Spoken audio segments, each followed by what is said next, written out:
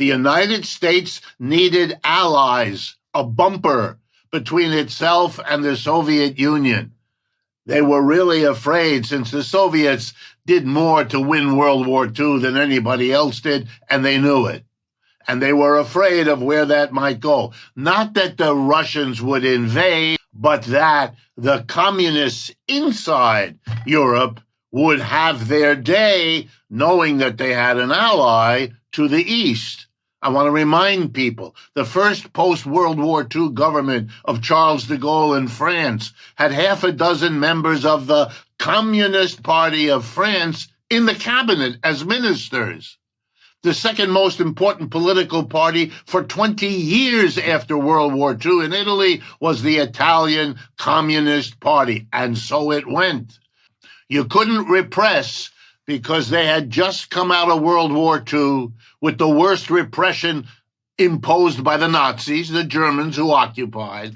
And who had been the hero of fighting against the repression? The Communist and Socialist Party people, who were in a position to make an even better struggle against anyone who tried to do that, again, domestic or foreign. So the United States had a problem. How do you squash socialism and capitalism? Here was the deal. We, the United States, would take care of everything, and so we will provide the umbrella.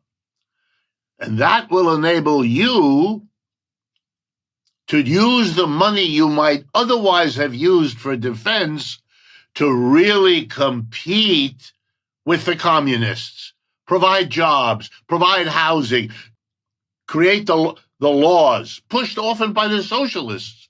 They simply took the socialist program, the communist program, and they instituted it, and they paid for it, and they had the money because they didn't have a defense establishment, didn't need it. The U.S. provided it.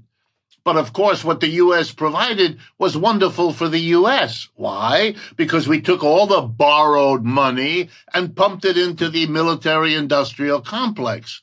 To provide an umbrella never left the dollar, didn't leave the country, didn't need to. It stayed right here, stimulating the production of bombs and ships and all the rest of it.